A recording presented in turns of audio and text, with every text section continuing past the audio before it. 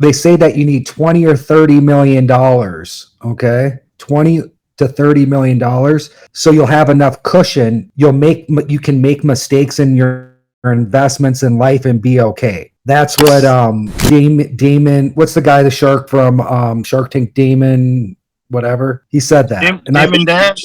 Yeah. I believe that's a good number. Like if you had $5 million, Illuminati and most of us, you could go through that very fast and make just a few mistakes.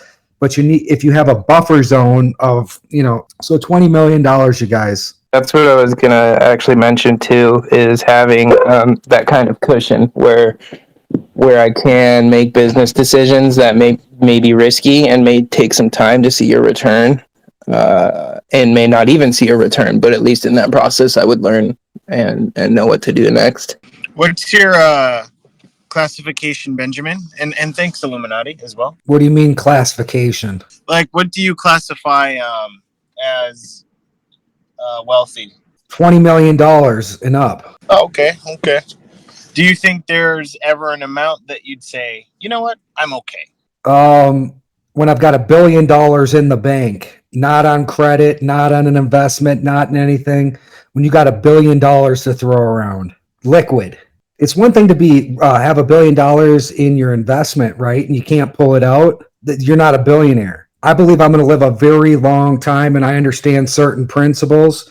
And I know that there's going to be more millionaires and billionaires made every year, and this has been determined for a very long time, and the math has been done, and so in every day and every year, there's going to be more and more opportunities. So when you get that $20 million, I'm the type of guy would be like, hell yeah, I'm going to throw 15 of that in this Richard Hart project or this thing coming up, calculated risk, and that one calculated risk could make you $1 billion, as you can see with the opportunities that just happened in front of all of us with Richard Hart, where like these guys are putting in, let's say, $10 million right now, and they're about to be billionaires in like 2 years. Those things I believe will be happening in the future. If they can happen today, they will be happening more tomorrow. And so what I'm doing is mentally getting myself there and seeing myself in that position. So I can, I believe if you can envision it, you can work yourself there. And like in closing, these guys that sacrifice $10 million are about to be billionaires. I've kind of learned a lot of valuable lessons and just have a different mindset. And I learn every day from, people like Benjamin and others sharing their experiences with, taking loans out and applying that to investments and et cetera, et cetera. I just think that we're all in the same mindset of growing our wealth. And it's a unique, for a community to give so much actual practical advice from not only the mentality portion of it, but the practical things that you can do with your money to ensure that, you grow it and turn it into generational wealth. We're going to be blessed. We already are. We're here. We're talking about these things. We found a community of people that believe the same thing, and that's priceless there, right? And it's there. All you got to do is not fuck it up. Hodl. What's the percentage of everyone's of hope, whatever word you want to use, hope versus confirmation, you know what I'm saying, that we're right? Hey guys, let's roll with this, okay? Let's just say 1,000x in 2 years, and that, let's say that means the project is successful. I mean, I think that would still be somewhat of a failure based on some of the layer one stuff, but let's roll with 1,000% in 2 years. What's the percent? What percentage do you think that would happen out of 100? What I was going to say, look at the other layer ones, bro. Look what they've done without a full system stake. Are you kidding me? It's going to be ridiculous. But this ain't never happened before. Talk to Pepe. But this ain't, and I'm just being devil's advocate. This ain't never happened before, y'all. So don't they say this is the first time, ever that you're getting, like, all these big whales are getting a free copy, right? So they're getting one half of the, if they're in a liquidity pool, they're getting half of that liquidity pool for free. So that incentivizes them to come over, bring that over, because they just got, 1 billion free tokens. And now they just have to get 1 billion on the other side. So they got half of it for free. So you're getting if you're going to provide liquidity, you just got half of the equation to bring to the table for free.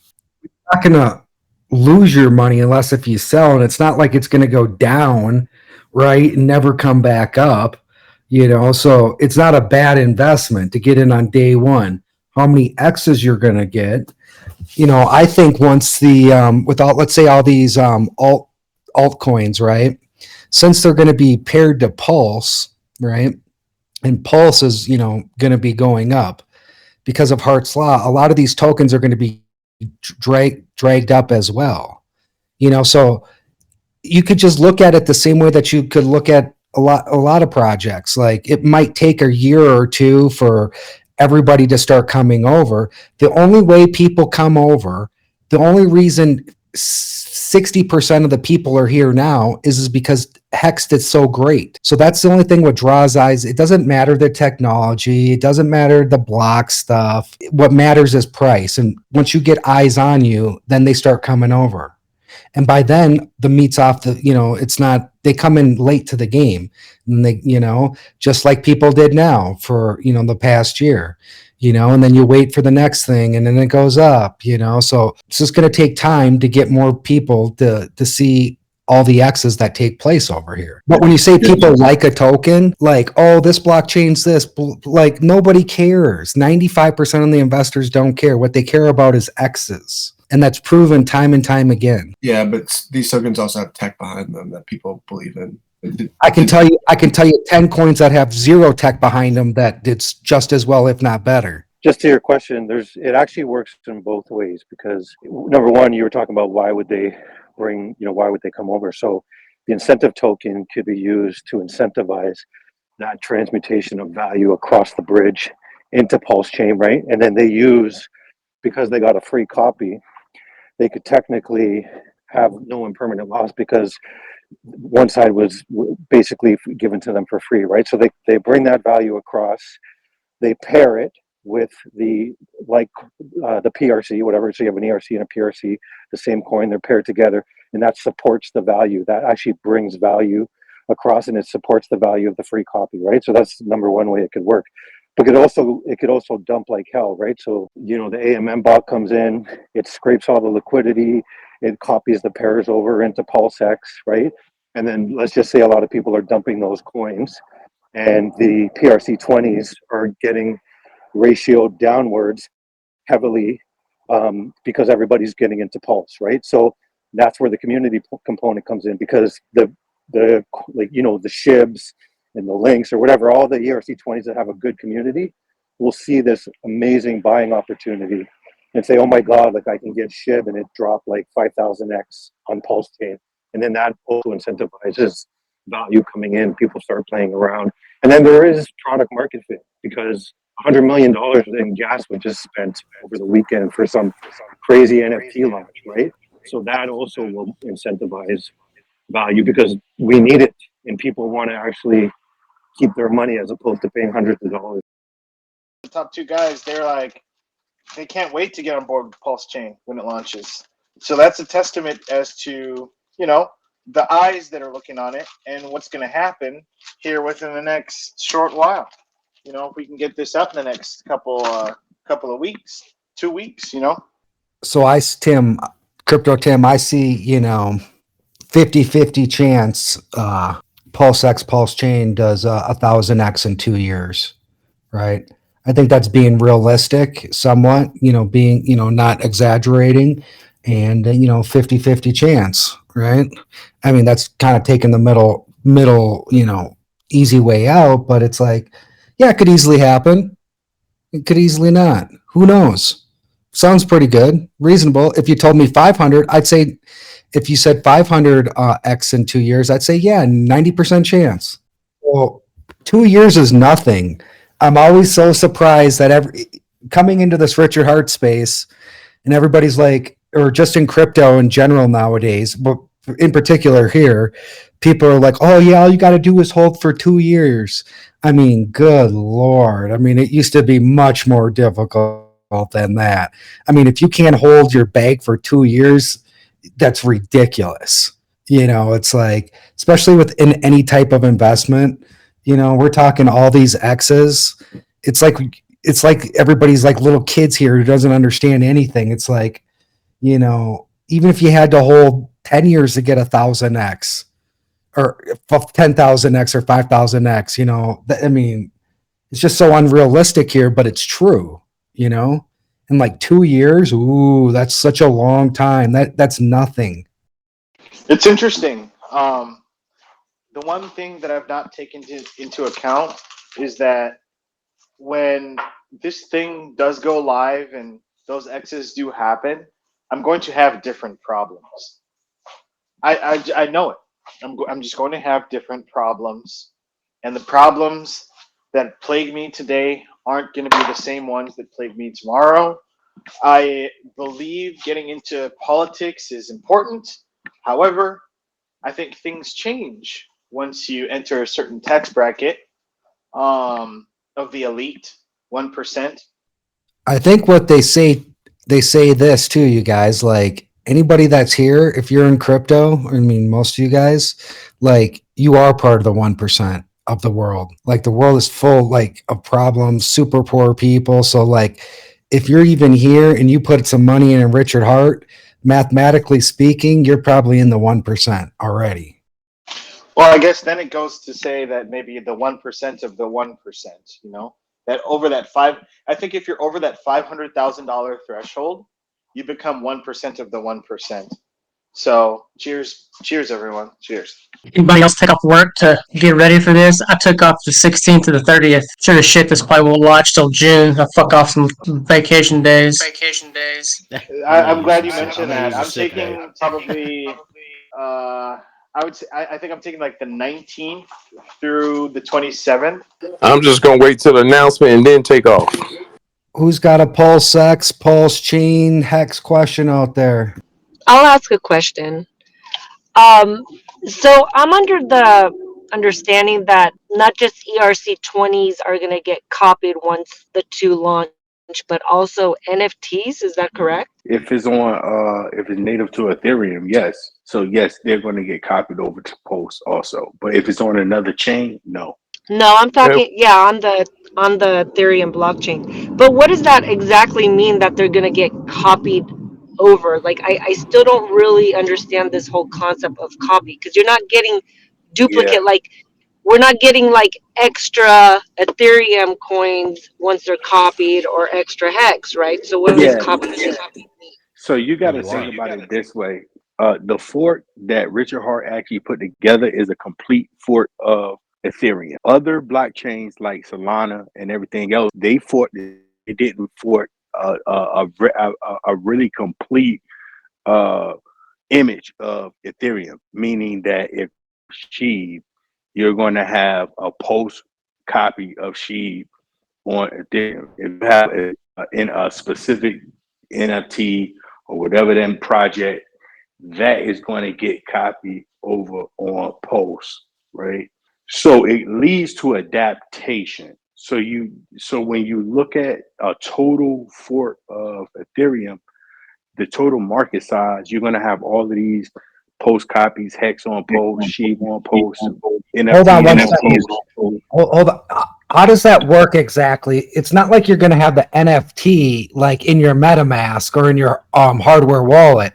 Right, and that comes down to the adaptation. So some will have to build a front end for a post. So it's up to your community to take advantage that Richard Hart actually basically gave you the foundation to have a next project on Post. How do they access it? Onto your that's up to the community. And then you go, there's an app called NFT Viewer, right? And then you can see your NFTs. There are websites. You just plug in a wallet address and you can see all their NFTs, right? So at the end of the day, it's just displaying the contract's cover photo. Could be art, could be a functional thing, right? It all depends. But at the end of the day, if you want to see your NFT, if it's music or, you know, a 3D design or whatever it is that's attached to the contract, there are websites out there. You literally just take any wallet address. Doesn't have to be yours. Take a whale's wallet address and see if they hold NFTs, right? You can take that, plug it in, and you could view literally what people hold.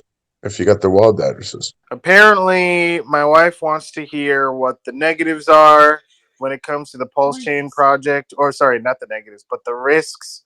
Would someone be able to name at least 3? Well, here's the biggest one, which RH says it himself. It states don't have any expectations. So it's full risk, full on. You don't know anything. The only thing you know is that Richard Hart is running the show. He has proven track records with Hex, and the entire community, like, just trusts the man, and So I heard you say she wants to know the risk. So I assume you done told her all the positives about it. Is that right? It's funny because Parkway said the first thing I said to her, but I want it to come from you guys because apparently, she'd rather hear it coming from you right now. All right, I'll give you this. Never invest anything no more than what you can afford to lose. There's no one that will tell you for sure that any project is going to be 100% a win, a go, or whatever. We're all very hopeful and bullish because we're in the project. We've done our research. We've networked. We've dug. We've done deep dives. We know Richard Hart. We know what his products look like. We just have a lot of incentive to be in favor of this working out. Is it a guarantee? No, nothing in life is a guarantee, right? So, I mean, that's what it is. Thank you. I definitely agree with that. Like Parkway even said, you should not place an expectation on the work of others. I mean, we did sacrifice, which is a risk, and she wanted to hear it because apparently we're all moonboying in here, and I don't think that's true at all.